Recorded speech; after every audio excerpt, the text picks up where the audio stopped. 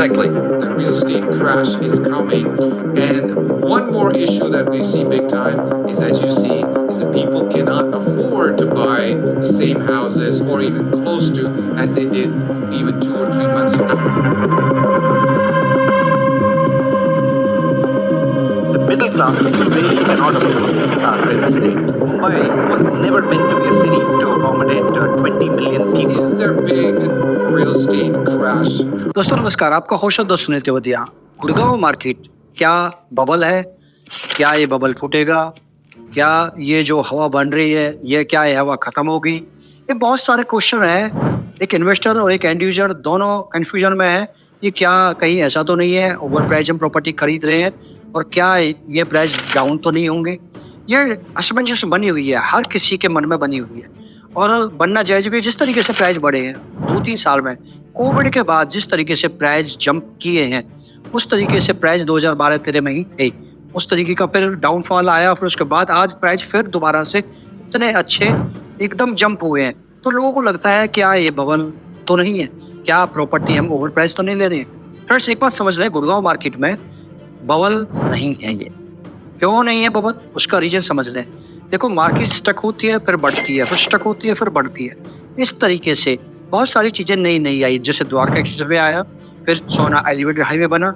इसी 2-3 साल में ही सारी चीजें कंस्ट्रक्शन होनी शुरू हुई। द्वारका एक्सप्रेसवे काफी दिनों से पेंडिंग में था, बीजेपी आने के बाद सारी चीजें चेंज हुई, उसके बाद प्राइस जंप देखने को मिलेगा। देखो, किसान से बिल्डर जमीन परचेज करता है, जमीन के प्राइस बढ़ेंगे तो सीधा सीधा इफेक्ट पड़ेगा आपका बिल्डिंग पे। आप चाहे कमर्शियल बना रहे हैं चाहे बिल्डर रजिस्टर बना है, सब पे असर पड़ता है जमीन से। जमीन का प्राइस क्यों बढ़ेगा? जमीन का प्राइस इस वजह से बढ़ता है, एक कैलकुलेशन है, दिल्ली से हर साल 3% की पॉपुलेशन गुड़गांव शिफ्ट कर रही है। इसके अलावा एनआरआई क्लाइंट, इसके अलावा पूरे इंडिया से लोग इन्वेस्टमेंट करते हैं और इंडिया से बहुत सारे जॉब हब है। गुड़गांव एक कारण ये भी है। इस वजह से इस मार्केट में मुझे लगता है गुड़गांव की मार्केट में properly strong investor, strong buyer है, प्राइस गिरता नहीं है। लगता जरूर है लोगों को प्राइस एक मार्केट जाके रुकेगी जरूर, ये बात मान के चले। हो सकता है 2 साल लगे इसमें, हो सकता है 3 साल लगे। कुछ नए प्रोजेक्ट इस साल में लेके आने वाले हैं बड़े डेवलपर, और अच्छे project, ultra luxury project, commercial में भी रेजिडेंशियल में भी। नाम बता देता हूँ, एमआर, गोदरेज, M3M, DLF, ये 4 बिग प्लेयर जो कि अभी कुछ प्रोजेक्ट इस साल में लॉन्च करेंगे और ऐसी ऐसी लोकेशन पे लॉन्च करेंगे। मैं नाम नहीं बता सकता क्योंकि ना तो रेरा है और ना अभी बिल्डर की टीम ने कोई चीज रिवील करी है। इस वजह से इस साल और ज्यादा प्राइस बढ़ने वाला है। जो प्रॉपर्टी पिछले साल आपने बाय की थी जिस प्राइस में, इस साल उनमें आपको जंप देखने को मिलेगा। नई प्रॉपर्टी भी जो आएंगी रेजिडेंशियल की या कमर्शियल, वो सभी में आपको एक एक्स्ट्रा प्राइस देखने को मिलेगा। कम से कम 30-40% का जंप इस साल इन प्रॉपर्टियों में देखने को मिलेगा जितने भी नए लॉन्च आएंगे। तो ये बात मान के चले, आप 100% मान के चले, बबल नहीं है। क्यों नहीं बबल? देखो, प्राइस तो बढ़ रही है, महंगाई बढ़ेगी। महंगाई कभी घटती देखी आपने? आपने जमीन की प्राइस कभी गिरते देखे हैं? आपने कंस्ट्रक्शन की कॉस्ट कभी गिरती देखी है? आपने सरिया का प्राइस कभी गिरता देखा है? हर चीज का प्राइस बढ़ रहा है, लेबर कॉस्ट बढ़ रही है। फ्रेंड्स, आप अपनी इनकम नहीं बढ़ाते हो तो ये आपकी गलती है, वरना सच्चाई यही है कि महंगाई तो बढ़ेगी और महंगाई का ही नतीजा है ये कंस्ट्रक्शन कॉस्ट जो दिख रही है आपको। आज से 10 साल पहले क्या कंस्ट्रक्शन कॉस्ट थी, आज क्या कंस्ट्रक्शन कॉस्ट है, इससे आप जज कर पाएंगे। 15,000, 20,000, 25,000, 30,000, 40,000 रुपए पर स्क्वायर फीट के प्राइस भी जा सकते हैं, कोई बड़ा चैलेंज नहीं है। ये बात समझ के चले। द्वारका एक्सप्रेस देखो, जैसे जैसे द्वारका एक्सप्रेस डेवलप होगा, इंफ्रास्ट्रक्चर डेवलप होगा, एम्बेसीज आएंगी, इसके अलावा भारत वंदना पार्क जो द्वारका का जो हिस्सा है वो डेवलप होना शुरू होगा। दिल्ली से पॉपुलेशन 3% भी अगर शिफ्ट करती गुड़गांव में, आप मान के चलो, तो 2 करोड़ की पॉपुलेशन है दिल्ली की, 6 लाख लोग शिफ्ट करते हैं गुड़गांव में हर साल। और घर ढूंढने जाते 6 लाख लोग अगर घर ढूंढते हैं, 10,000 घर तो कम से कम चाहिए उनको, तो कम से कम। इसके अलावा जो लोग जॉब करते हैं अदर शहरों से, इंडिया के कोने कोने से जो लोग यहाँ जॉब करते हैं, उनको भी घर चाहिए, जिनका टिकट। कुछ लोगों को रेंट पे प्रॉपर्टी चाहिए, इन्वेस्टर को इन्वेस्टमेंट करना है रेंट के लिए या कैपिटल एप्रिसिएशन के लिए। इस वजह से यहाँ पर माइग्रेशन बहुत ज्यादा हाई है। इस वजह से यहाँ प्राइस कभी भी गिरने वाले नहीं है। तो ये बबल नहीं है। मैं तो नहीं मानता। आप मानते नहीं, कमेंट जरूर करें और कॉल करके मुझे बता सकते हैं कि ये बबल है। देखो, जो स्ट्रॉन्ग इन्वेस्टर है, जो 30 साल से 40 साल से, कुछ इन्वेस्टर से मैं मिला हूँ जो पिछले 30 साल से इन्वेस्टमेंट करते हैं और प्योरली इन्वेस्टमेंट करते हैं, बड़े बड़े बिजनेस हैं उनके, और वो इन्वेस्टमेंट आज भी कर रहे हैं। उन्होंने 5,000 रुपए पर स्क्वायर यार्ड के भी प्लॉट परचेज किए हैं और वो 1.5 लाख रुपए पर स्क्वायर यार्ड के प्लॉट परचेज कर रहे हैं। ऐसे बहुत सारे इन्वेस्टर हैं जिनसे मेरी बातें होती रहती है, कंसर्न होता रहता है। तो बबल तो नहीं है, और वो इन्वेस्टर भी आज भी इन्वेस्टमेंट कर रहे हैं इस प्राइस पे भी।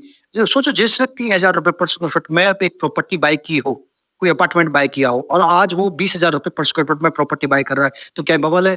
क्या वो इन्वेस्टर नहीं समझता कि सारी चीजों के प्राइस बढ़ रहे हैं, दिन पे दिन बढ़ रहे हैं, महंगाई दिन पे दिन बढ़ रही है? तो बबल हम इसको नहीं मान सकते। जो लोग बबल मानते हैं तो वो वेट करें कि आपको आधे दामों में प्रॉपर्टी मिल जाए आने वाले 10 साल बाद। ये पॉसिबल है कि नहीं है? आने वाले 2 साल बाद, 3 साल बाद, 5 साल बाद भी आपको आधे दामों में प्रॉपर्टी नहीं मिलती है। मार्केट स्टक होती है जब क्या होता है, इन्वेस्टर निकलना शुरू होता है। तो फिर फ्रेंड्स रीसेल होनी शुरू होगी 3 साल बाद, 4 साल बाद। तो इन्वेस्टर निकलना शुरू जब होगा तो आप ये समझे, इन्वेस्टर जो मार्केट का करंट प्राइस है उससे नीचे ही निकलेगा। जब वो इन्वेस्टर नीचे निकलेगा तो एक जो बायर है, जिनको डर लगता है, जिनको ऐसा लगता है मार्केट का प्राइस नीचे गया, वो नीचे नहीं जाता। इन्वेस्टर तो पैसा बना लेता तब तक, तो वो मार्केट का प्राइस तब नीचे जाता है, वो इन्वेस्टर निकल रहा होता है उस टाइम। इस वजह से हमको लगता है कि मार्केट डाउन गई। मार्केट डाउन नहीं जाती, मार्केट स्टक होती है, क्योंकि गुड़गांव एक स्ट्रॉन्ग मार्केट है, एक रियल एस्टेट का हब है गुड़गांव। यहाँ माइग्रेशन बहुत हाई है, और यहाँ जिस तरीके की आईएमटी डेवलप होगी, सोना में डेवलप होगी, मानेसर आईएमटी है, उद्योग विहार है, आईटी हब है गुड़गांव। इस वजह से इसको हम बबल नहीं मान सकते। पॉपुलेशन जिस तरीके से बढ़ रही है, लोगों की जॉब बाई कैपेसिटी बढ़ रही है, सैलरी बढ़ रही है, बिजनेस बढ़ रहे हैं, इस तरीके से आप ये मान के चलो, ओवरऑल हम ये कंसीडर कर सकते हैं ये बबल नहीं है। और फिर भी आपको कोई डाउट लगता है कि ये बबल है कि कहीं ऐसा ना हो, आज इस प्राइस में हम प्रॉपर्टी बाय कर रहे हैं 15,000 पे या 20,000 पे, द्वारकेश्वर पे, जो भी जिस प्राइस पे आप बाय करें, किसी भी बिल्डर की बाय कर रहे हैं, देखो कंस्ट्रक्शन क्वालिटी मायने रखती है, नो डाउट।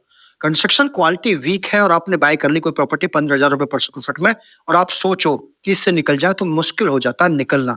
लेकिन एक अच्छा बिल्डर है, लोकेशन अच्छी है, कंस्ट्रक्शन क्वालिटी सुपर है, एमिटीज बहुत सारी हैं, तो नो डाउट पैसा बनता है।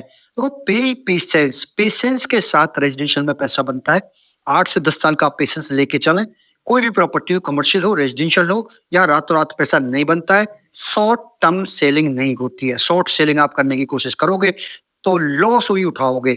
और जो शॉर्ट सेलिंग करते हैं वो ही ये कहते हैं कि प्रॉपर्टी के प्राइस नहीं बढ़ रहे हैं, लेकिन हर दिन रोज प्रॉपर्टी के प्राइस बढ़ रहे हैं। पिछले 10 साल का ट्रैक उठा के देख ले, प्लॉट के प्राइस, रेजिडेंशियल के प्राइस, अफोर्डेबल के प्राइस, हर चीज के प्राइस बढ़ रहे हैं। आज जो अफोर्डेबल आएंगे, बिल्डर खुश नहीं है इस प्राइस में भी। बिल्डर 5,000 का जो प्राइस हो चुका है अफोर्डेबल गुड़गांव में, इसमें भी खुश नहीं, क्योंकि उनका पड़ता नहीं कर रहा है, उनका पैसा नहीं बन रहा है बिल्डर का।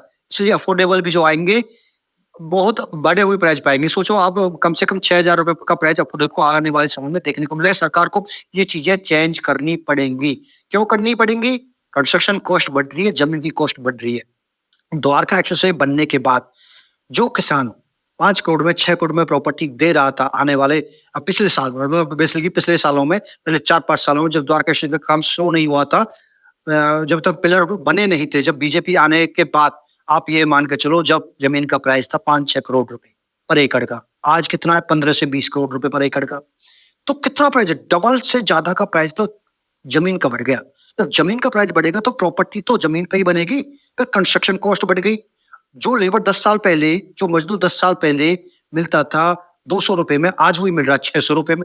इस तरीके से सारी चीजों को कैलकुलेशन करते हैं, और एक जो बिल्डर है उसको भी तो अप्रिशिएट चाहिए, वो भी तो पैसा बनाना चाहता है। फ्रेंड्स, आप भी पैसा बनाना चाहते हो बिल्डर के साथ, और बिल्डर भी आपके साथ पैसा बनाना चाहता है। तो इस वजह से चोरी दामन का साथ है एक बायर का और बिल्डर का। तो बने रहे, बबल नहीं है बिल्कुल भी। बी पेशेंस के साथ इन्वेस्टमेंट करें। और अगर आपको कोई डाउट है तो हम बात कर सकते हैं सभी प्रॉपर्टियों के बारे में, चाहे वो एमटीएम की हो, चाहे डीएलएफ की हो, चाहे एमआर की हो, चाहे सिग्नेचर ग्लोबल की हो। बहुत सारे प्रोजेक्ट है। अभी व्हाइटलैंड भी प्रोजेक्ट लेके आने वाला है सेक्टर 103 में। जरूर बाय करें। आपकी बाइक कैपेसिटी होनी चाहिए, आपको घर चाहिए, आप एड्यूजर, आप इन्वेस्टर है, तो बाय जरूर करें, प्रॉपर्टी जरूर खरीदें। और मैं मिलता हूँ नेक्स्ट वीडियो में। Thanks for watching.